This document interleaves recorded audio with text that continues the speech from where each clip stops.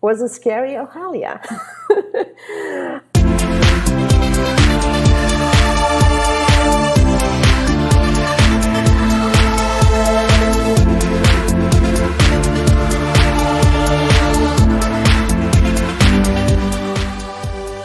Coming up on It's Not Human Sexuality.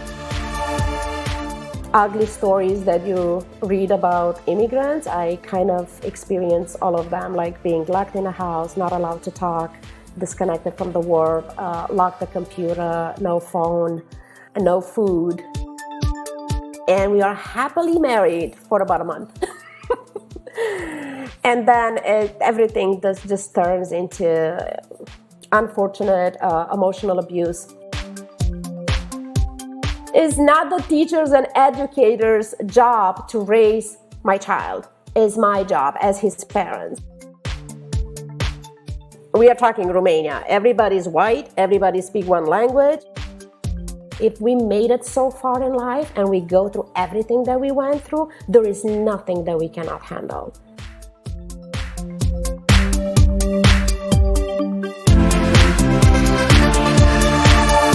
Welcome to It's Not Human Sexuality, the show that goes beyond sexuality to reproductive health. Understanding the foundations of reproductive health allows you and the ones you love to make better decisions about your health, mind, and relationships. Joining us today is Simona Spark. I'm Dr. B. And I'm Mandy Johnson, and this is It's Not Human Sexuality. So today, as we said, we have Simona Spark. She is an immigrant from a communist country. Simona faced gender barriers, discrimination, and even domestic violence. In a commitment to herself and her son for a greater life, she took a chance and came to the United States to pursue the American dream. During her journey from speaking no English to standing on the TEDx stage, she has relied on her commitment to her vision to raise herself above her circumstances to charge forth into her destiny. Born and raised in Romania, Simona's journey has moved her to 16 addresses in 6 countries and states on 3 different continents. She now resides in Los Angeles. She is the CEO and founder of Spark Transformation Academy, the host of the Redefined Family in the Modern Age of LGBTQ podcast, and the author of 2 books. In her latest book, Raising My Voice, the memoir of an immigrant, Simona teaches readers how to speak up, speak out, and come out through healing, owning, and sharing their story. Welcome, Simona. Thank you for having me. So I love talking with you. It's always inspiring. I love our times when we have Zoomed, and I was even on your podcast, and that was so much fun and so inspiring as well. But your journey has not been easy, and as I have gotten to know you more, a lot has tumbled out, and then I read your book. And I got to tell you that I was stunned. I really was. I mean, all the challenges you were met with, yet you kept moving forward. And here you are now.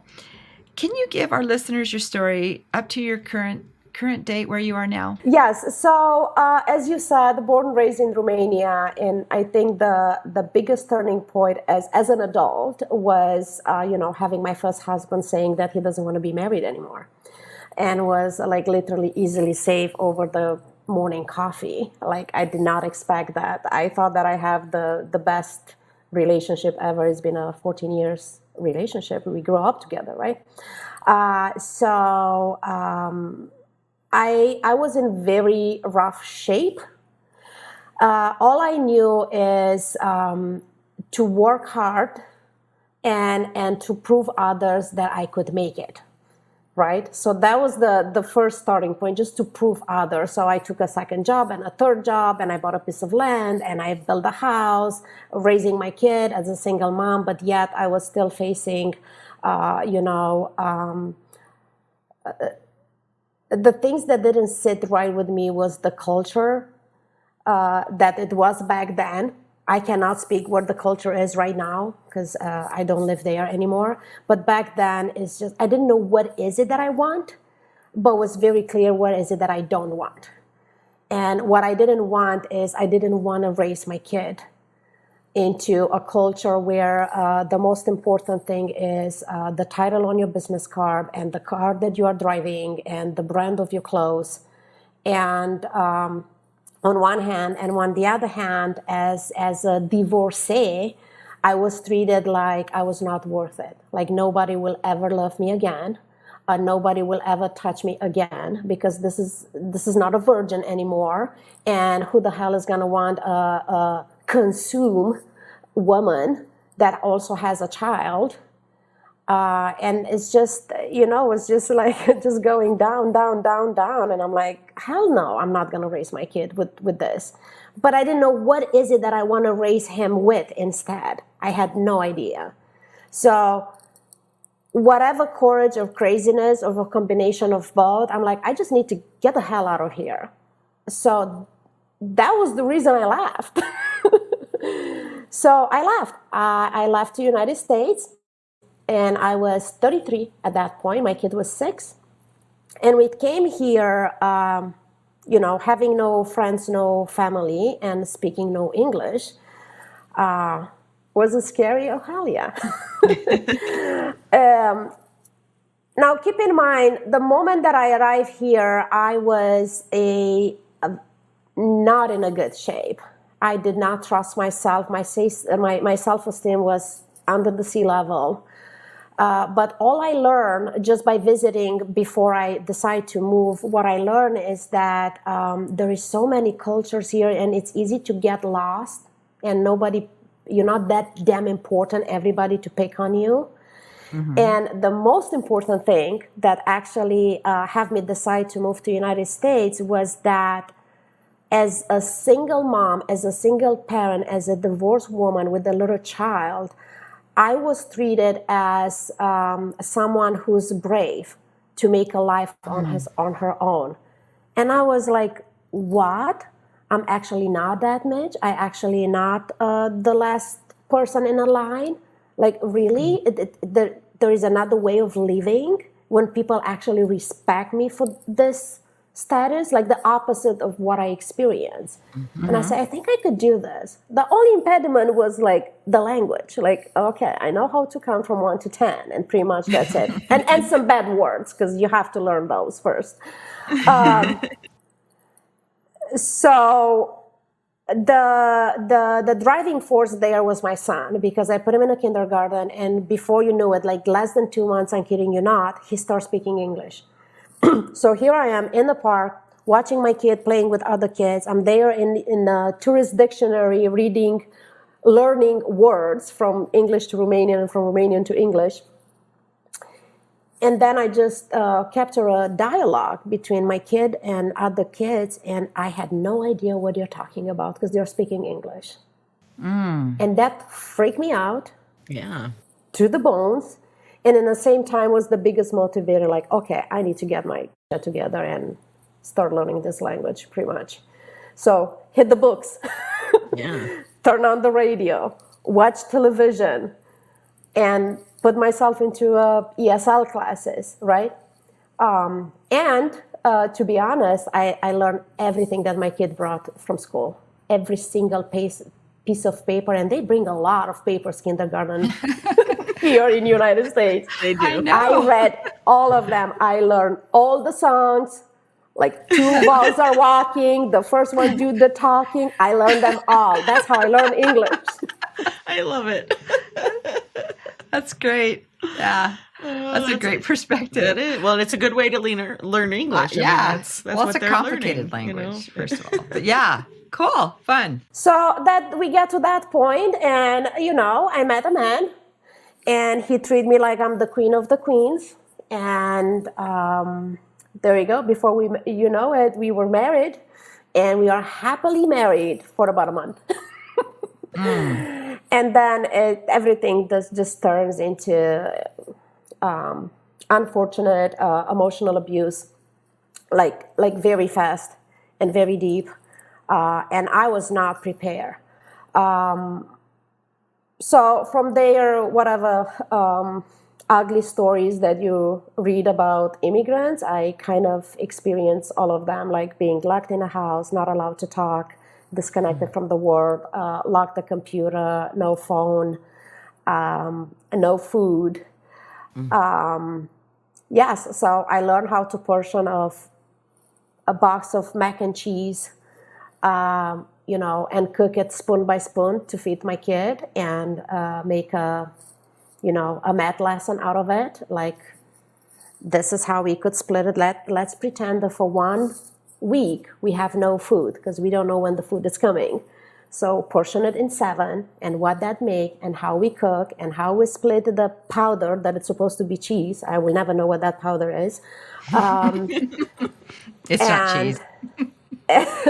Yes, and then teach him that we don't need food to survive, but we do need water. So I won't be eating, you'll be eating, and I will just drink water to stay hydrated.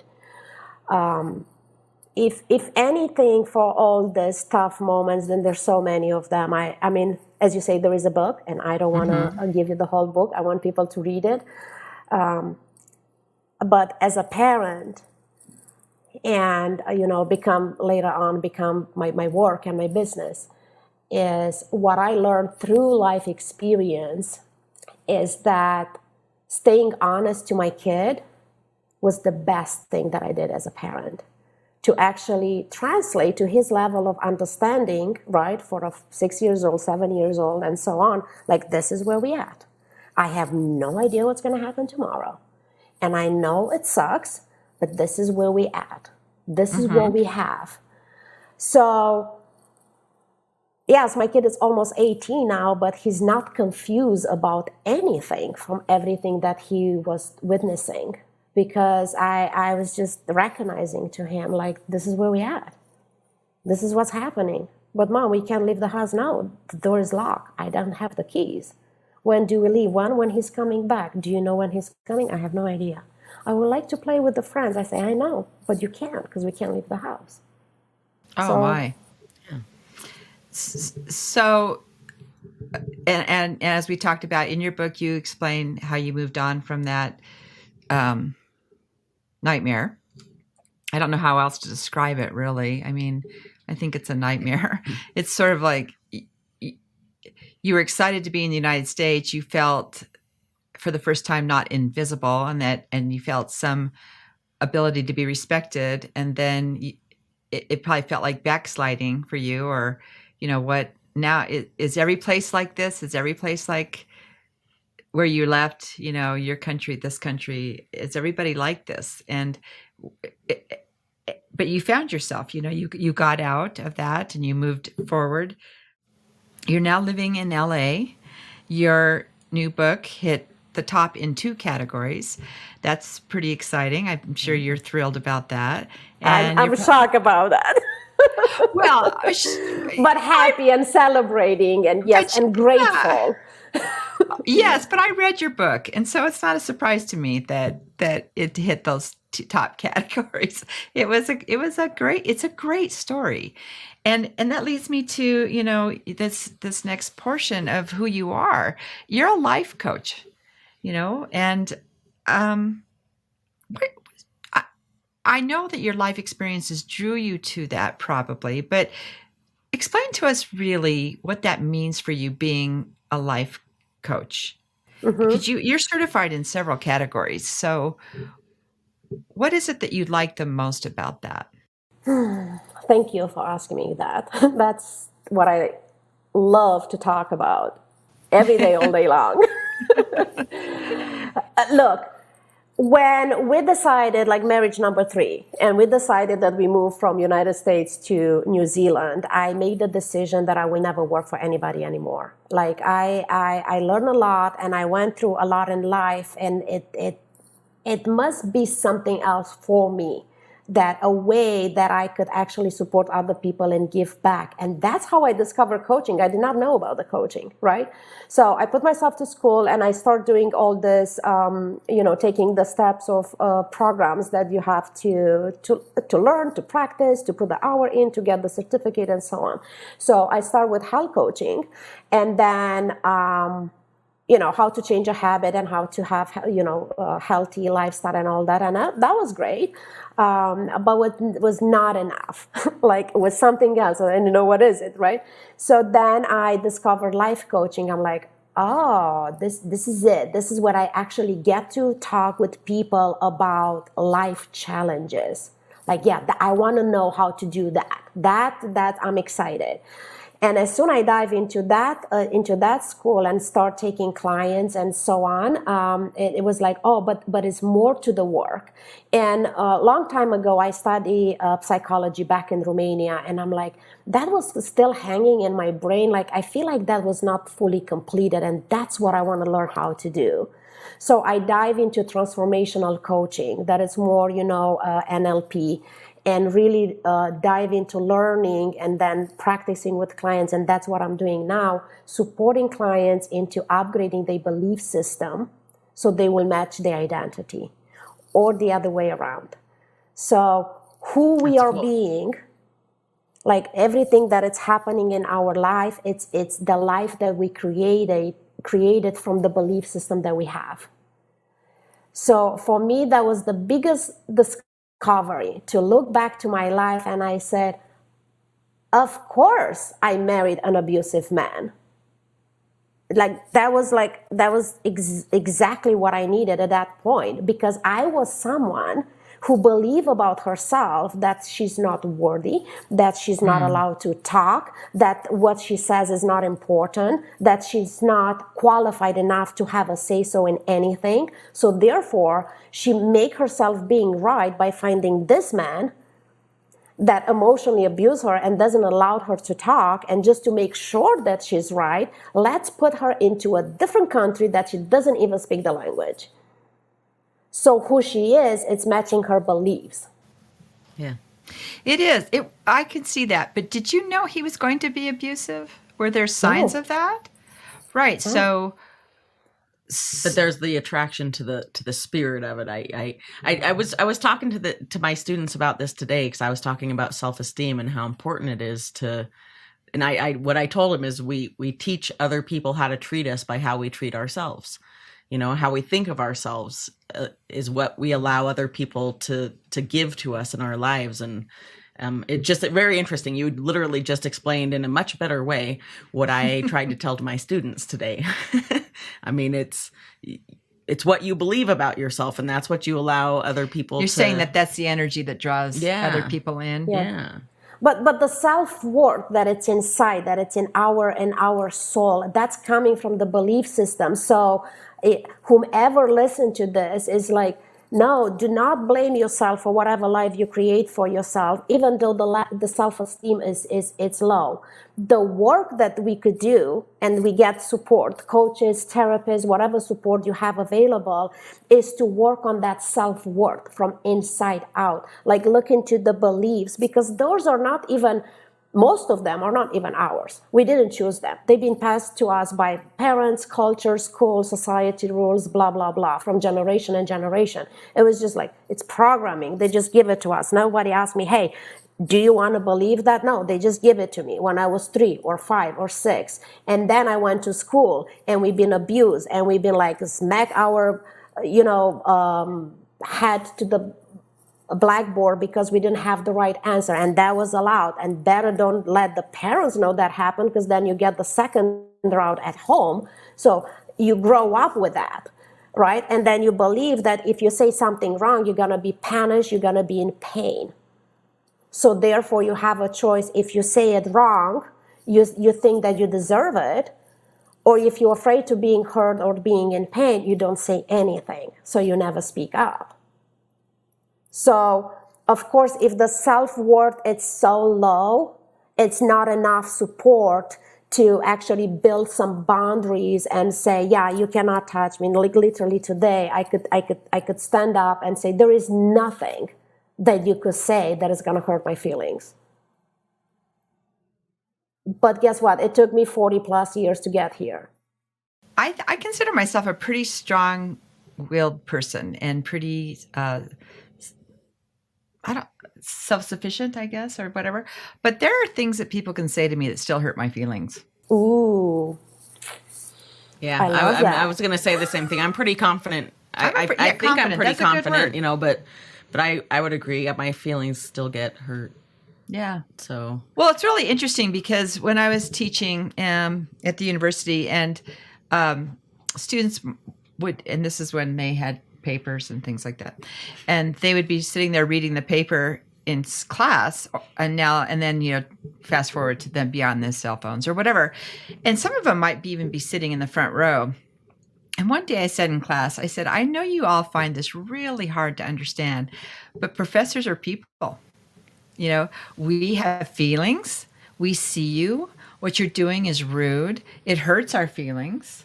We're up here trying to maintain your attention and teach you something. And yet you are on your phone. Yeah, you're looking at your phone or you're flipping through a paper.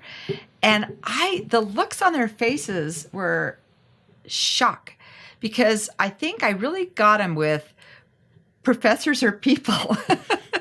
Yes. Too. I think they didn't understand, oh, you have feelings. Mm-hmm. A real person. You're a real person, that you're not just it's interesting how, do you see what I'm saying? The dynamic of how that is, that I think some people think, wow, how could that hurt your feelings? So Yes. yeah, I would say that there's still some things that hurt my feelings. I would say most of the day, no. But yeah, I'll work on that. Might need a life coach. This is where I call them, like in my practice with my clients, I call them triggers. And we're in charge of our feelings. So it's triggers. Like, I don't like that. That is like, oh, right. What is that? And I got into a point, and my intention is to get all my clients into the point when they actually love their triggers. Meaning that every time something bother me or make me just contract, even if it's for a second, has nothing to do with what the other person does or what the other person says. So it's an invitation for me to look in and say, what is it about my own being that it's not settled? If somebody call me names, like I used to, like I cry all my life because people will call me names or whatever. If somebody called me something, I'm telling you, all I feel for that person, it's love. And it's Wow. like, because it's something there with that person that they are insecure about something, and the only way that they could deal with that is to call me names. But I know I'm not who they tell me that I am. And if I'm triggered, and it's like, okay, what is it inside of me that it's called to be addressed? It might be a little tiny piece of my being that I need to look at it and say, okay, is an insecurity there? Or what is it? Do I need to set is it a boundary that it's weak and I need to just reinforce it? And a good example is my brother. Like, he used to call me names, and for years, even like not too long ago, until I say, hey, you need to lose my number. You do not get to call me anything. And next time what happens, I'm just going to hang up on you. And I only have to do it once. But it's not about that hurting my feelings. It's like, no, you don't get to treat me like that. And I know Right. what happened to you. Yes. Right? And with the Yeah. students and in school especially, is like, I don't know, teachers for me and educators, they're just like freaking superheroes, and especially in the United States, because it's about how this child was raised, like For how sure. Oh, yes. so it has nothing to do with the teachers, has to do with the parents. I mean, I come from a really, up culture, but we have that saying like 7 years from home, meaning that is the parents' responsibility to make sure that that kid could stay still and listen, and it's polite and disciplined before you put him to school, before you put him into a public setting. Because It's not the teacher's job to raise my kid, that's my job. It's a good belief system. Yeah, it is. You should say that one more time for our listeners. Yes. For the people in the back. For the people in the back. For the who people missed in the that. back, it's not the teachers and educators' job to raise my child. It's my job as his parents. As his parent, yes. 100% agree. Yep. But, Stamp of approval. we hear that, right? Loud and clear. But and we're educators, and we love what we do. Yeah. We do. And as you know, it's a hard gig, as you just said, about education. In fact, when you were in New Zealand, you asked for our textbook. I sent it to you. You wanted to get it into the schools. You saw how difficult that was, right? You just, it was a setback for you. I mean, I know you were shocked at how closed that subject is to people, right? It's crazy. And I'm glad you say subject, because it was not about the book. It was about, we are here to be 100% vulnerable. We are talking about educating those children about sex and sexuality. And that was like everybody is excited, but nobody is like, no. Oh yeah, and they'll all say, "Yeah, we need this, but not here." It's we all want it, but I don't want to be the one to stick out my neck and say so. Yeah, Sorry. or I could do that, but I'm not going to. So, but your son is a driving force for you on that, I think, right? And Andre he's a big influencer for you. And do you often wonder if you didn't have your son when you were going through these life changes, would you have had the motivation and the desire to survive as much? 100% no. I truly believe that if I was to be on my own, I can't even dare to think about how things might end up. But taking the role as a parent, I mean, I am considering myself as an individual, like I'm driven and I like to create things, and you can't stop me, and I'm very committed, I'm very disciplined, and I work hard and all that, right? But having a child, and it's like, wait a minute, I move to create a better future for myself, of course, but for my kid. And I was like this close to say, screw them all. I'm out of here. This is the lowest I could go in my life. I can't go lower than this. This is not what I want to model for my kid. And next second was like, wait a minute, you're gonna actually leave one person to decide your future and the rest of the life of your child? I'm like, no, must be another way. Must be another way, because I came here not to be the wife of this man. I came here to build a future for my son. So what can I do? So all I know at that point, all I knew at that point, and all I could do is to just call a 1-800 number and get ourselves into an emergency women's shelter just before anybody get actually really hurt. Physically. You were already hurt emotionally, right? Already hurt, and I got to witness, like 5 months living in that shelter, I got to witness a lot of cases. That will be a whole book altogether of physical abuse, not only emotional. I don't think there is physical abuse without emotional abuse, but I do know there is emotional abuse about physical abuse. And emotional abuse, it's a really hard one. It's a really hard one. Like just applying for the immigration paperwork and all that, and when they tell me I need to prove that, like how in the world I'm gonna prove that? Well, right, because the wounds are Nobody invisible. sees that. Right. Everybody, all that people see is this amazing couple and how much they love each other. Oh my God, he's treating her like she's a freaking queen, right? It's like, how do I prove that? Yeah, that you're locked in your house without food. Yeah. That's the emotional stuff is invisible. You don't have bruises on your arms or, a black eye, or not that that's better, but again, a lot of people will say, this is the emotional part, the wounds are invisible. Yeah. But that again was to just take ownership of that and being a parent. And yes, my son Andre, he's the one to take us out of all the hells that we went, really, because it was just like a living, unconditional love, constant anchor of, what am I modeling for this kid? I cannot model that it's okay to let somebody to treat you like that. Like, no, well, like, I don't know what else I could model, and I don't know how to do life. I really don't, but I know that this is not it. Right. So yes, every time, and it was many times when I was like, I just want to give up, was like, no, wait a minute. It's not just about me. Have you been back to Romania? Since I moved, yes, we've been back 6 years after, which was 6 years ago. I do talk a little bit in a book about it. Yeah. And back then, like 6 years ago, like on our first visit, the experience was that not much change. And I was like, I felt like the time just stopped there. And I called some friends and things, and the conversations were the same. And I didn't know what to do with that. You had changed a lot, I imagine. Until they told me, oh my God, you changed so much. I was like, oh, thank you, God. Thank God that I changed. Right.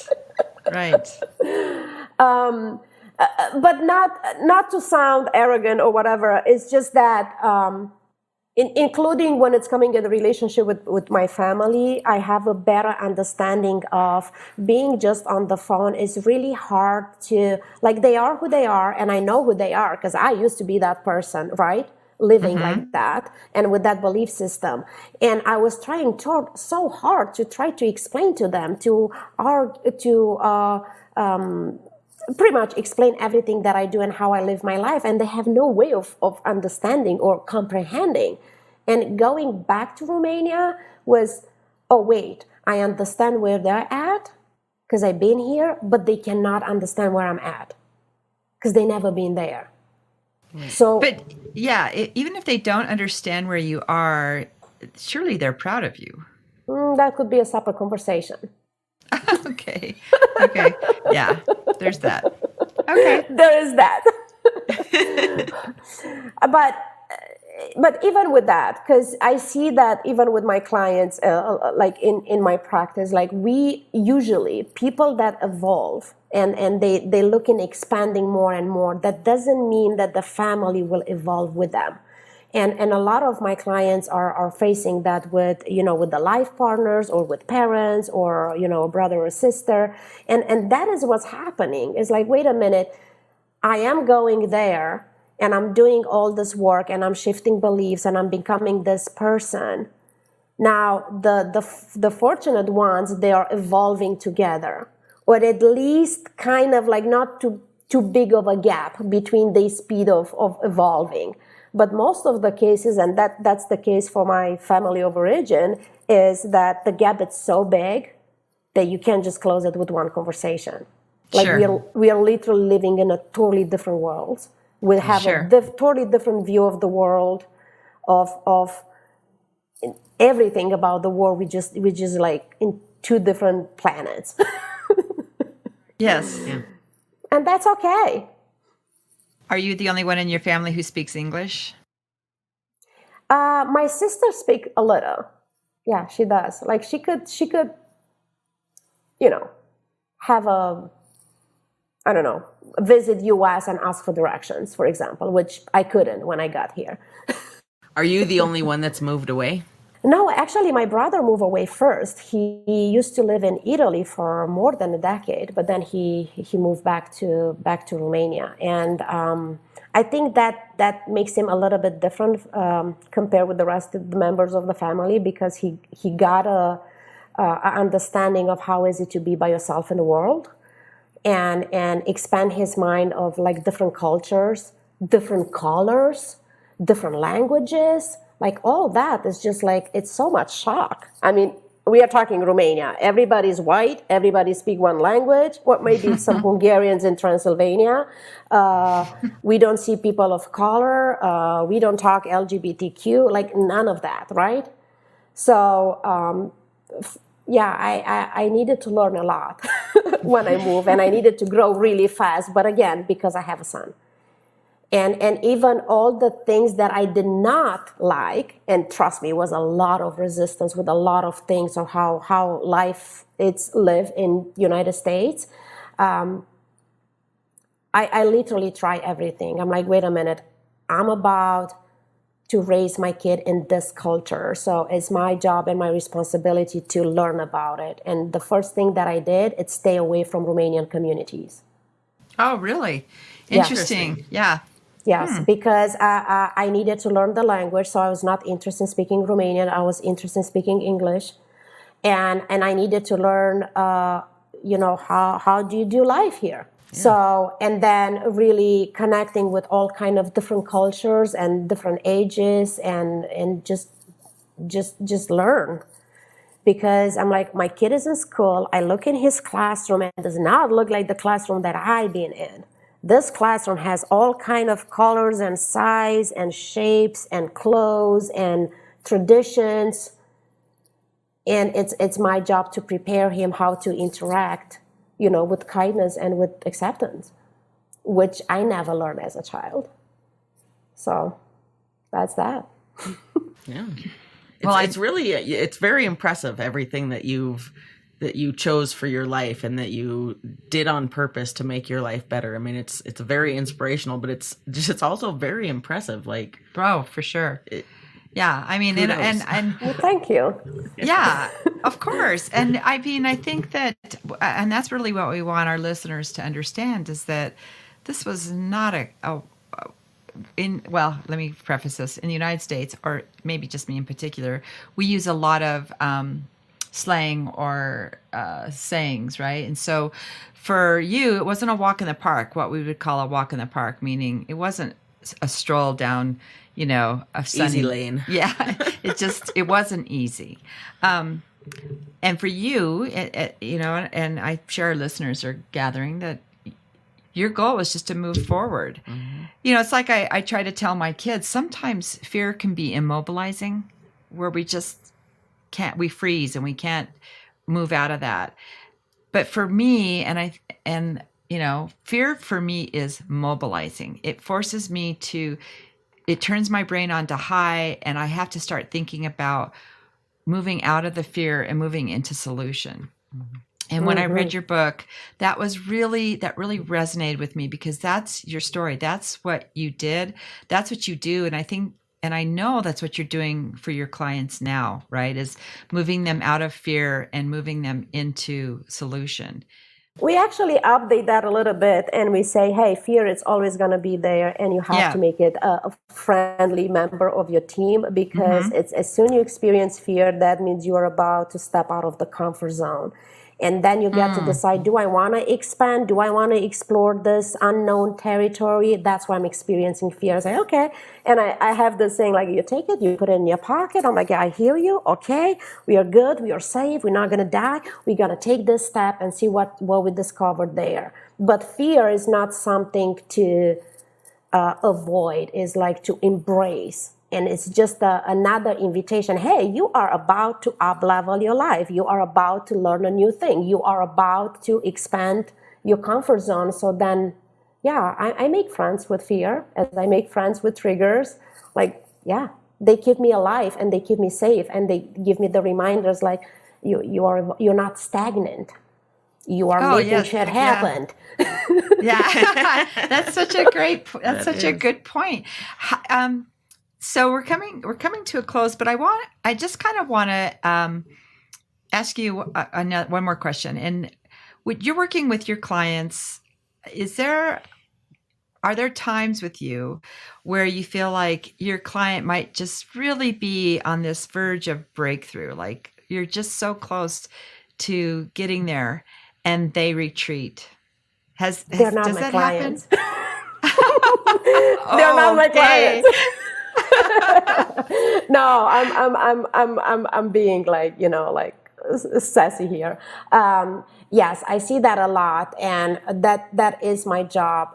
At this point, we all start from where we start, but at this point, as a coach in my work, I'm building a reputation of, like, she's gonna kick your ass. Like, there is no, like, she's gonna call you BS. So that's the reputation, and I'm proud of it, and that's how I want to be known on. Like, if you sign up with me, we gonna make it happen. So that being said, that's the space that I'm holding for my clients, that everything is possible. You get to do whatever the hell you want to do, and we're gonna co-create. Meaning, I'm showing up to hold that vision for you, whatever you want to, I'm holding it for you. That's why you're investing. I'm holding it for you.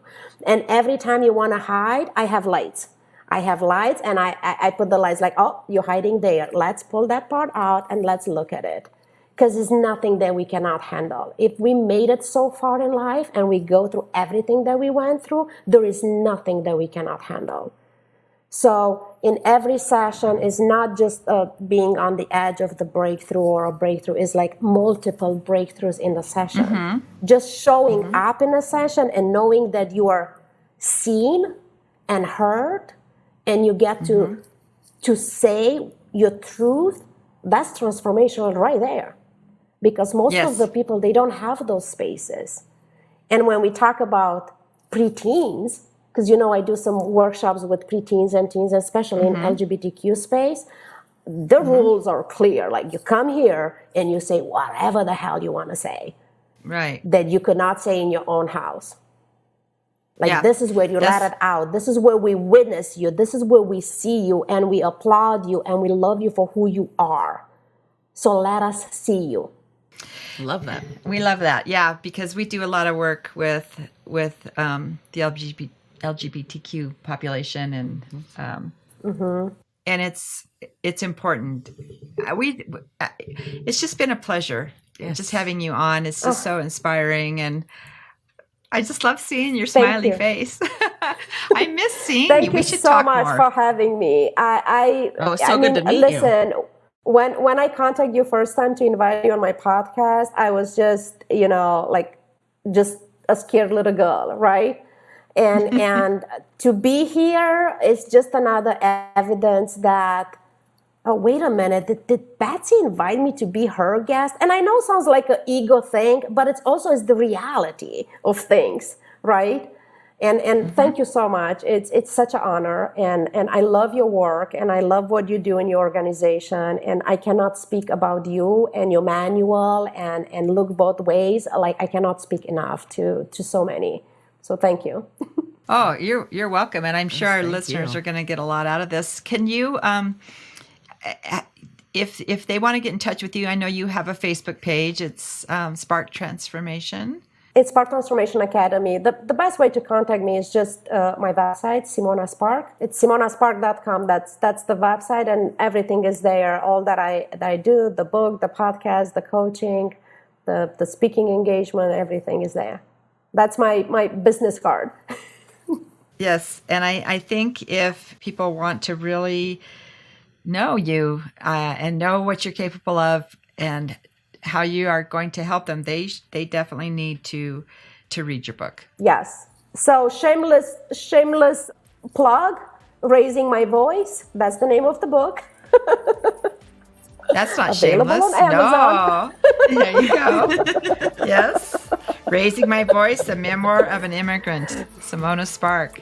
Thank you so much. We'll talk soon. You. Thank you, Simona. Bye-bye. Bye. Love you. Love you too.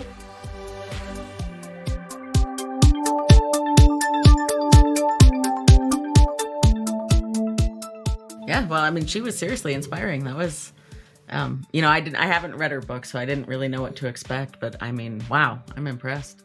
Yeah, I thought being a single mom was hard. Well, and right? I had it really easy compared to what she had it being a single mom. And let me tell you, she glossed over, obviously, because it would be good for people to read it in her book. Yeah. But she glossed over the real biggies. Juicy parts. Yeah. I mean, believe it or not, being locked in her house really wasn't the worst thing that happened. So, I always have to remember when she is speaking, like when we hear her, she's translating, right? Because English is not her first language. Yeah. And so she's always translating. And it has to be exhausting, but yet here she is living in LA, wrote a book. Well, it's her second book, and she gave a TEDx talk. It was on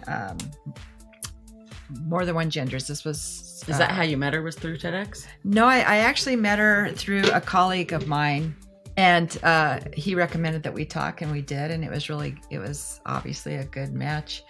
But her son, Andre, is one of her biggest inspirations. She talks a lot of that in the book. But yeah, I mean, it's impressive. Yeah, it really is. She, in a lot of ways, reminded me of my mom, and just being so upbeat and amazingly happy and so good with her life, and able to share that with other people, even after just horrible things having happened. I know, it's so interesting. I thought of your mom too while we had her on. Yeah, it's just nice to see in particular, women, overcoming these odds. And it's fun to hear, it makes you feel like, I didn't do enough today. That's for sure. Yeah. So, I did get through school while I was a single mom. Yeah. Come on. Yeah. Listen. I've got some accomplishments, but she just made me, I was like, wow, she's impressive. Very, very impressive. But, we all, hard is hard. Hard is hard. Everybody's story is different. Yeah, it's true. This podcast was created to promote Look Both Ways in the textbook written by Dr. Cairo. Look Both Ways is a nonprofit organization based in Loveland, Colorado, with a mission to educate our youth about their reproductive health to make informed decisions for their future. We do this by educating the educators through professional development, and we also put on free conferences for both teens and parents of teens. Textbooks used at schools are donated by Look Both Ways to eliminate the money obstacle for schools interested in piloting or adopting our curriculum and textbook. As a nonprofit, we're always fundraising and accepting donations. For more information about Look Both Ways, our fundraising efforts, getting a textbook donated to you, or to make a donation, please visit lookbothways.us. That's LOOKBOTHWAYS.US. This podcast was produced by Peach Islander Productions in Fort Collins, Colorado. This is Mandy Johnson and Dr. B, wishing you well. Be sure and catch all our episodes of It's Not Human Sexuality on Spotify, Podbean, or wherever you get your podcasts.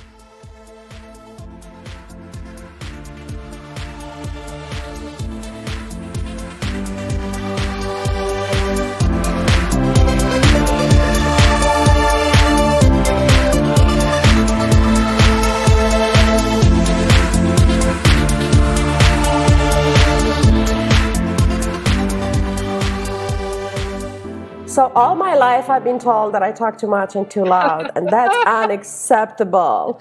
Yeah. Okay. All right, I'm gonna go lower. Yeah, take it down. Okay, how is this? 30% or so. Do you want me to just mute and leave?